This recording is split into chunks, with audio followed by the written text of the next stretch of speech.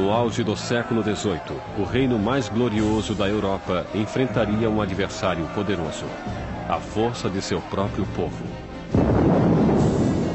Um homem se ergueria para inspirar a nação a afastar um rei relutante, uma rainha odiada, e uma nova república nasceria no sangue da Revolução Francesa.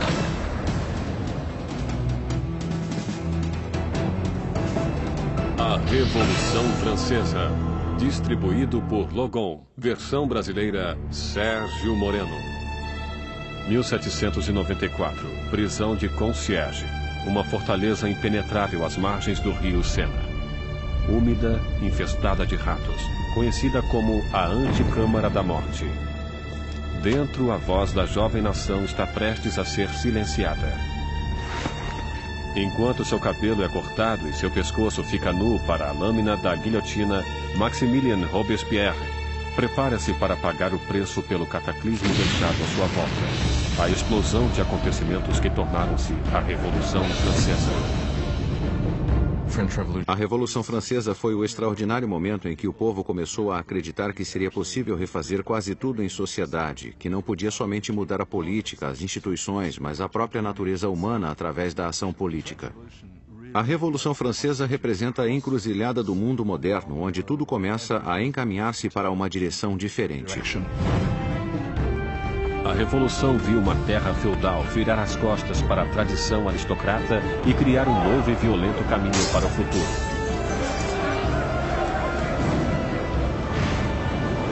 Faria estremecer os próprios fundamentos da Europa e seu impacto seria sentido além dos mares.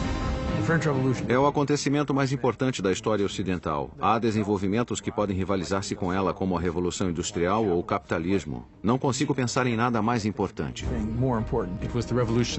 Foi a revolução que mais abalou o mundo, se considerarmos que acabou com a Igreja Católica, livrou-se do cristianismo, livrou-se da nobreza, do rei e de todas essas coisas. A Revolução Francesa levou o pão aos pobres, a democracia à França, e estabeleceu uma nova ordem na sociedade. Mas o progresso custaria seu preço.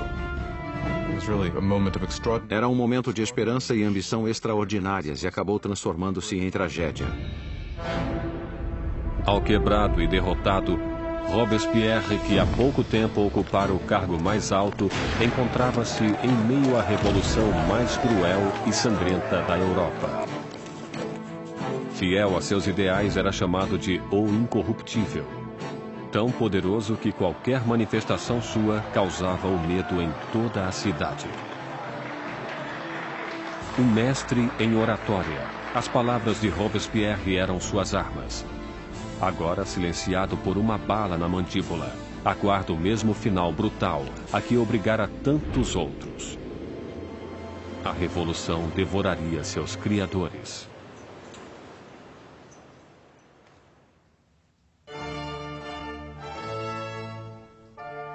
Ninguém poderia prever a turbulência que viria em um dia de primavera de 1770. O castelo de Versalhes estava repleto das multidões brilhantes da corte real. Terminada em 1682, Versalhes foi a obra-prima do rei Luís XIV. Para colocar alguma distância entre ele e seus súditos, Luís XIV elege para a capital da França essa pequena cidade distante 20 quilômetros a oeste de Paris, onde ele ordenou a construção do palácio mais magnífico da Europa.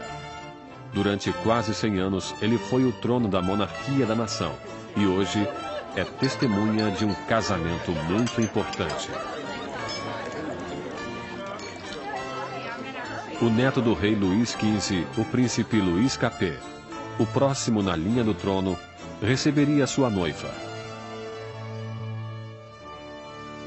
Com apenas 15 anos na véspera de seu casamento, Luís Capet é tímido e hesitante, com poucas das características esperadas de um futuro rei, e muito menos de um marido. Luís era um menino inexperiente, tímido, dolorosamente inadequado com 15 anos, sem possuir nenhuma graça social. A amante de Luís XV, Madame du Barry, chamava-o de menino gordo e mal alimentado. Basicamente, é só um menino. Era muito difícil para Luís tomar decisões. Tremia incessantemente e estava sempre pronto a deixar-se persuadir pela última pessoa com quem falasse. Claro que essas não são consideradas qualidades de liderança. O casamento de Luís era uma união política entre a família real austríaca, os Habsburgo, e a sua própria, os Bourbon. O casamento simbolizaria o fim de uma antiga rivalidade e o começo de novos laços regionais.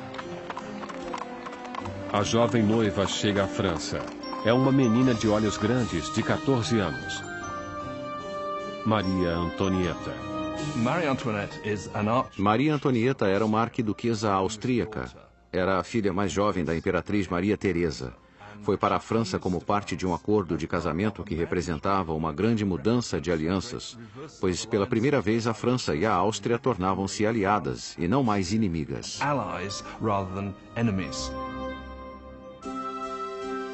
Maria foi para a França como um símbolo político, mas como adolescente tinha pouco interesse em assuntos políticos.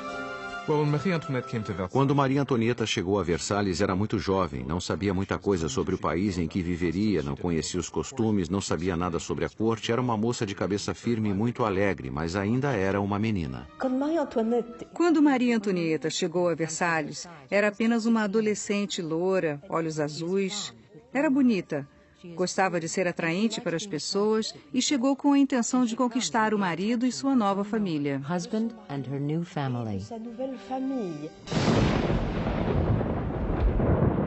Na noite do casamento, houve uma forte tempestade. Mas a grandeza da cerimônia iluminou o palácio enquanto os recém-casados dirigiram-se para a alcova real. Em uma cerimônia que simbolicamente assegura a concepção de um herdeiro, os cortesãos do rei estavam presentes quando o estranho jovem casal foi revelado no leito nupcial pela primeira vez. A multidão estava encantada e as expectativas eram elevadas. Mas quando as cortinas se fecharam, ficou claro que um herdeiro não seria produzido tão facilmente. Luís não estava interessado somente em governar, não estava particularmente interessado em amar também e não prestou atenção na mulher nas primeiras noites e nem mesmo mais tarde em seu casamento. Muitos anos depois, o casamento foi finalmente consumado. A ausência de um herdeiro logo espalhou boatos por todo o país e continuou a perseguir o casal durante anos. O casamento de grande gala continuou durante dias. Mas fora dos portões de Versalhes, pouco havia para ser comemorado. Anos de incompetência por parte da monarquia deixaram o povo francês pobre e faminto. Há quase uma década, Luís XV perdera a Guerra dos 7 Anos em batalhas por territórios da América do Norte. Esse conflito malfadado quase levou a França à falência financeira e em prestígio. Os cofres do país ficaram quase vazios, mesmo com a população crescendo cada vez mais. Com doenças como a praga, já distantes, pouca gente ainda morria, mas cada vez existiam mais famintos. Os habitantes da França cresceram de 20 para 26 milhões no século XVIII, depois de ter crescido só 1 milhão nos 2 séculos anteriores. Isso causava uma tremenda tensão na situação e havia muita ansiedade. 4 anos depois do casamento real, o avô do príncipe Luís perdeu sua batalha final pela varíola. Luís XV morreu como um rei derrotado e impopular, deixando atrás de si um país à beira do caos. Em uma cerimônia generosa, o jovem príncipe Luís herdou o trono e foi coroado como Luís XVI. Mas mesmo durante a coroação, Luís já estava consciente de não estar preparado para o cargo. Luís XVI, quando seu avô morre, fica claro que ele não era o rei, não sabia o que fazer. Sente como se o mundo caísse sobre ele, mesmo tendo sido educado sendo que seria um rei. Só que não se sente preparado para isso.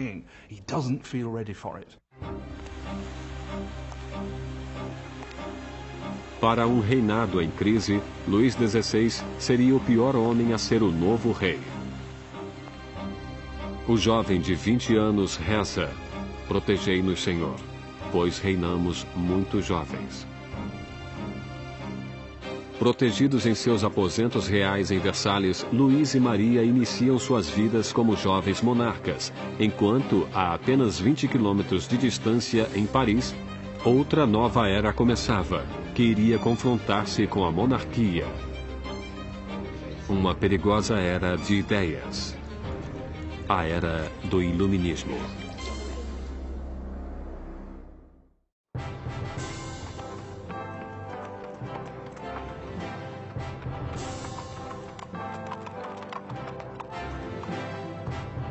Quando a carruagem real aproximava-se do Colégio Louis Le Grand em Paris, as multidões aproximavam-se para admirar a grandeza.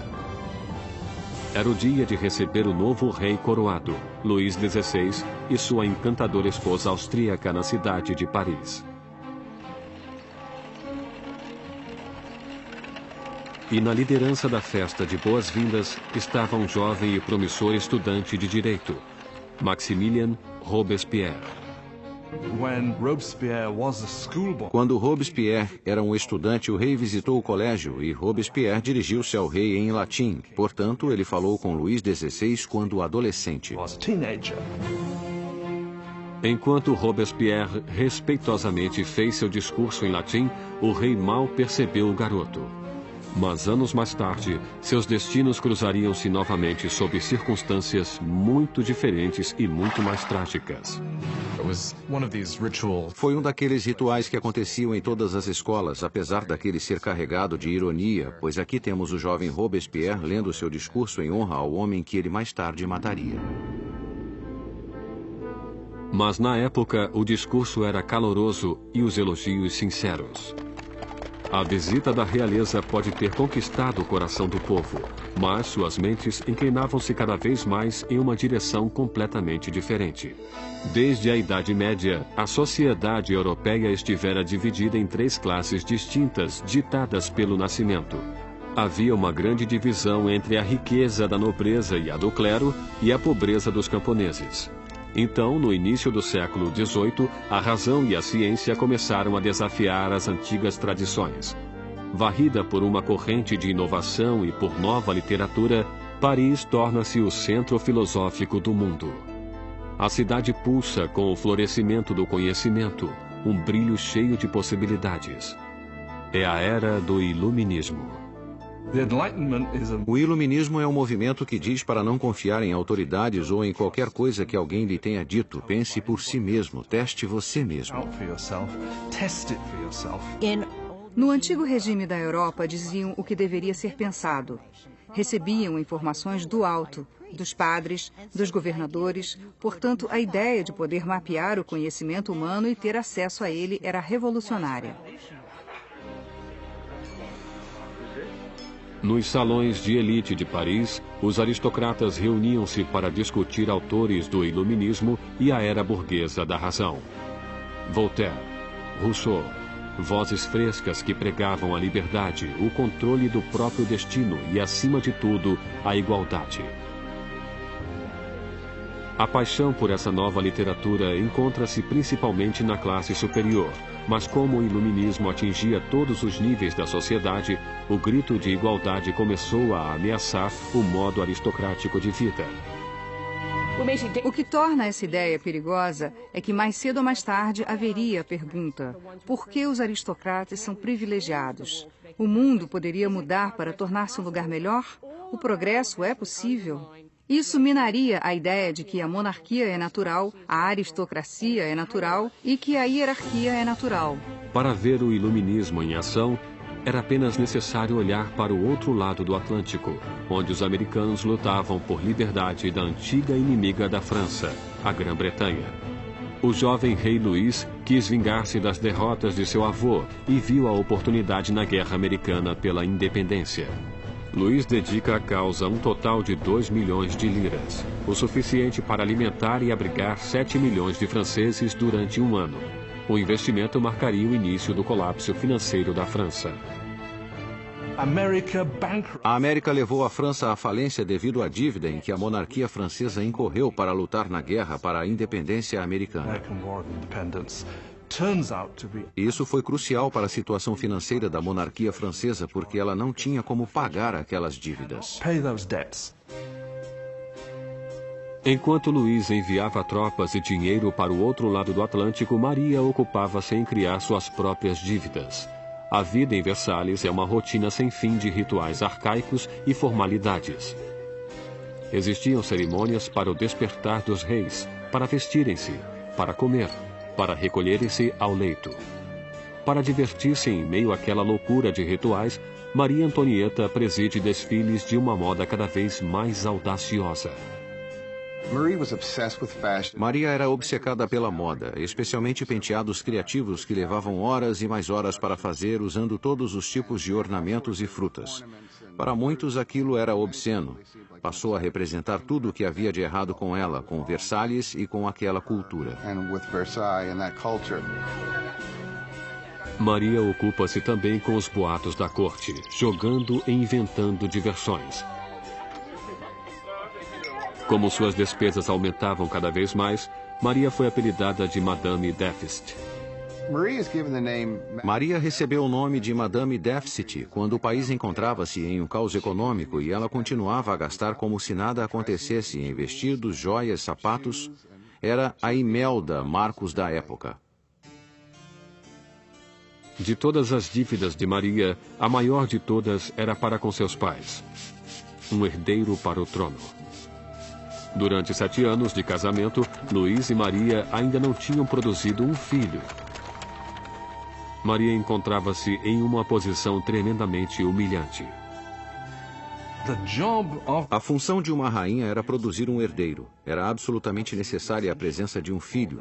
E durante aquele tempo o povo criticava, estavam insatisfeitos. Diziam, o rei jamais deveria ter se casado com essa arquiduquesa austríaca, e agora ela nem consegue produzir um herdeiro para o trono. Maria estava desesperada. O apetite de Luís por comida era inquestionável, mas o sexo não encontrava-se em seu cardápio. Maria Teresa, a mãe de Maria Antonieta, questionava: se uma garota tão bonita quanto minha filha não o anima, o que estará acontecendo? Luís XVI e sua jovem esposa Maria Antonieta não conseguiam conceber durante 7 anos, e isso causava problemas para o reino. E como o hobby do rei era a serralheria, havia todo tipo de canção sobre Luís, o serralheiro, não conseguir encontrar o buraco da fechadura. O desinteresse de Luís por sexo foi entendido como uma falta de força para um rei. Depois de anos de frustração e de pressão por parte da corte, Luís foi diagnosticado por uma condição tratável chamada fimose. Luís tinha uma deformidade que tornava a ereção tremendamente dolorosa e por isso não houve a consumação até que fosse feito um ato cirúrgico. Mas ele tinha medo mortal da cirurgia e levou anos para concordar em fazê-la. E quando finalmente concordou, voilá. Depois de uma simples cirurgia, o casal pôde ter sua primeira filha, Maria Teresa. Mas isso não conseguiu limpar a imagem anterior de Maria. Desde o início de 1780, começaram a circular folhetos por todo o país, uma sátira pornográfica do rei e da rainha. Panfletos obscenos debochavam da impotência de Luís e mostraram Maria como uma meretriz promíscua em uma corte debochada e decadente. A visão do povo sobre a monarquia tornava-se amarga ao mesmo tempo em que a situação dos campos piorava. Depois de uma sucessão de más colheitas, a confusão causara o aumento do custo da farinha, levando a uma carência do que era o coração da dieta da França: o pão. Mas as reclamações paravam nos portões de Versalhes. Como a realeza continuava a viver em extravagância, as queixas eram limitadas ao papel. Uma acusação foi dirigida diretamente para a corte real. Vocês sabem por que existem tantos necessitados? É porque sua existência de luxo devora em um dia o que alimentaria 1000 homens. O homem por trás desta acusação? O mesmo jovem que apenas anos antes endeusara o rei e a rainha depois de sua coroação, Maximilien Robespierre. E nele, o povo logo ganharia uma voz para pedir liberdade e igualdade para a revolução. Versalhes, no final do século XVIII, era um oásis de extravagância rodeado por uma terra em desespero. E com um rei inseguro no leme, a França seguia o caminho certo para o desastre. Depois de 19 anos de casamento, Luís tinha 4 filhos. Só que, como rei, continuava impotente.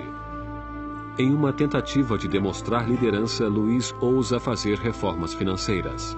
Mas sua falta de conhecimento sobrecarrega os pobres com impostos pesados, enquanto a nobreza não paga por nada.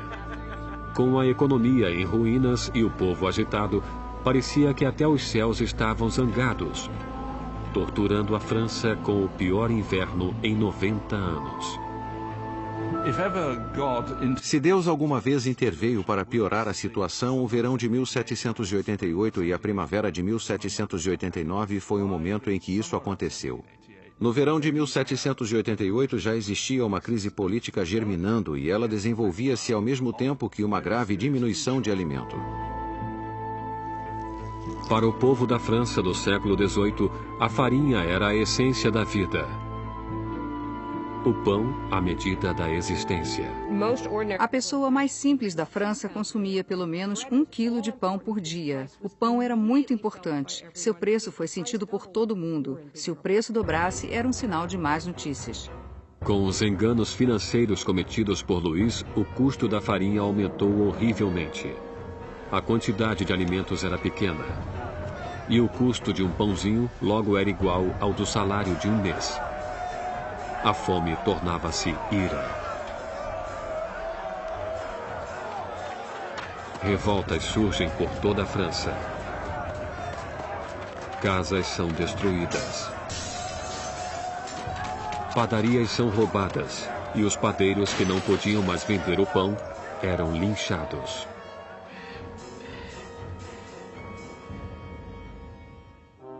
Com a economia em frangalhos, os bancos obrigam Luís a contratar um ministro das finanças, Jacques Necker. Um pensador do iluminismo, Necker é popular de uma maneira que Luís só poderia invejar. Jacques Necker foi sem sombra de dúvida o ministro mais popular durante a primavera de 89, porque afirmou publicamente em seus pronunciamentos que o dever do governo seria garantir que houvesse pão suficiente para todos.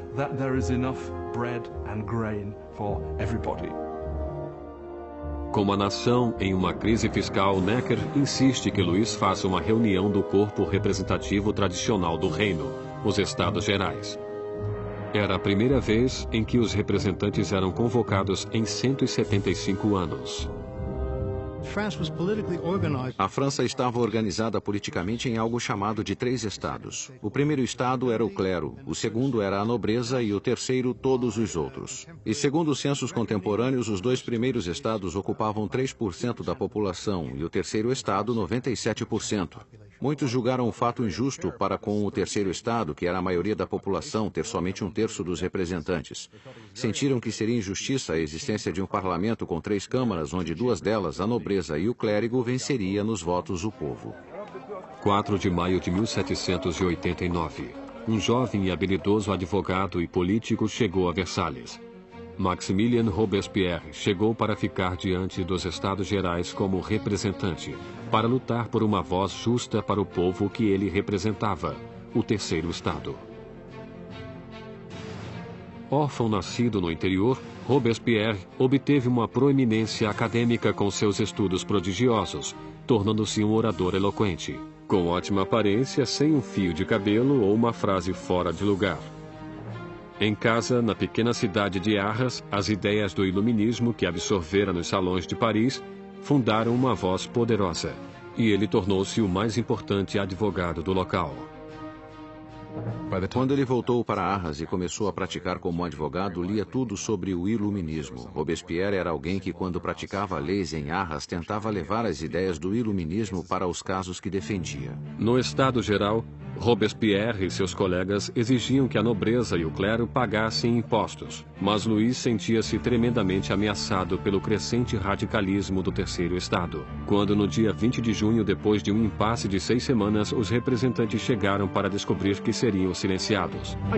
No dia 20 de junho, quando os representantes chegaram para a reunião e encontraram as portas fechadas, suspeitaram de um complô. Passaram para outro local que chamaríamos de quadra de tênis, e que na verdade era uma quadra de handball. Juntaram-se e juraram que não parariam de reunir-se até terem uma nova Constituição. Os representantes declararam uma nova Assembleia Nacional, os verdadeiros representantes do povo da França. O juramento da quadra de tênis é um desses grandes momentos simbólicos na história da Revolução Francesa. Temos todas aquelas pessoas reunidas em uma quadra de tênis levantando os braços quase como uma saudação romana. E para a Assembleia aquele foi o momento em que perceberam algo em sua força e em sua dignidade e souberam que poderiam realmente desafiar o rei da França. Como um ato de desafio revolucionário, nasceu a Assembleia Nacional. Será uma comunhão de vozes de todo o país, um corpo parlamentar executando a vontade do povo. Mas tirar o poder do rei não seria tão fácil quanto assinar uma simples proclamação. Todas essas vitórias iniciais que aconteceram em Versalhes são mais vitórias de papel e não têm como se sustentar. O medo que tomou os representantes em Versalhes quando nos aproximamos de julho de 1789 foi porque o rei reunia suas forças para dispersá-los, para acabar com eles. No início de julho, 30.000 tropas reais posicionavam-se em torno de Paris. Para defender-se, o povo formou uma nova Guarda Nacional. Os revolucionários atacam os arsenais de Paris e conseguem furtar 28.000 mosquetes. A única coisa que falta é a pólvora. E o povo sabe onde consegui-la. No centro de Paris existe uma masmorra de pedra, famosa como símbolo do regime feudal, a Bastilha. A prisão abriga toda a pólvora da cidade e é lendária como câmara de tortura e mortes horríveis. A Bastilha fora o grande símbolo do despotismo real, o grande símbolo dos reis da França que iam além dos limites de seu próprio poder, fora um símbolo do horror para o povo francês. Em meio à revolta, acontece um ultraje surpreendente. Luís demite seu ministro das Finanças, Jacques Necker, o amado do povo, visto como simpático às massas. Horas depois de sua demissão, Paris fica sabendo que seu representante foi afastado. Não restou mais nada além da revolta. No dia 14 de julho, multidões reuniram-se identificando-se com um pequeno penacho vermelho e azul, as cores de Paris, separadas pelo branco, a cor da causa dos Bourbon. Nascia o tricolor. E entre a multidão enfurecida, uma voz grita: para a Bastilha. Atacar a Bastilha significava que o povo de Paris dizia: não se livrarão da nova Assembleia Nacional. O povo está agindo, está armando-se e basicamente diziam: estamos do lado da revolução. Vendo o exército que aproximava-se, o governador da Bastilha, Bernard de Launay, tentou trancar a prisão. Armou uma defesa inútil, mas os saqueadores invadiram a fortaleza e atiraram-se sobre os guardas com facas e lanças. Finalmente, de Launay rende-se, mas a multidão furiosa arrasta-o pelas ruas.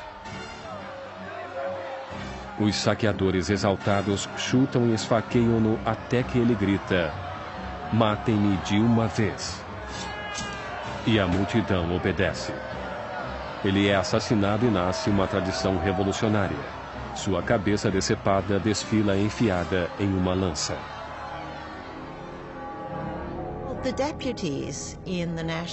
Os representantes da Assembleia Nacional não condenam esse ato de violência.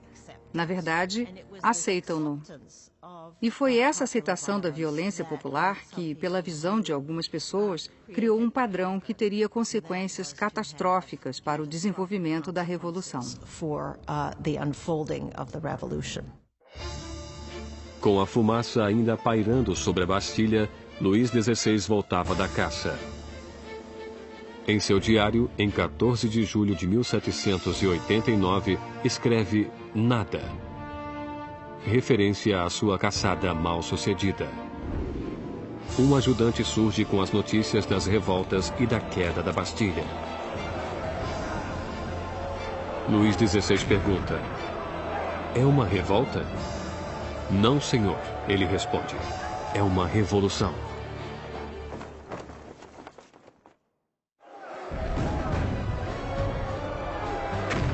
A queda da Bastilha soltou as rédeas da revolução. O povo desafiara seu rei e vencera. Não havia mais retorno. Como um símbolo da derrota real, o povo, homens, mulheres e crianças, cavaram com as próprias mãos e derrubaram a Bastilha, tijolo por tijolo. Começavam a desmontar o próprio passado. Os franceses decidiram destruir a Bastilha logo que puderam. Sem terem como usar explosivos, isso foi feito dolorosamente, mas com um tremendo vigor. E os tijolos foram arrancados e vendidos como emblemas da demolição do despotismo. A energia das ruas dava força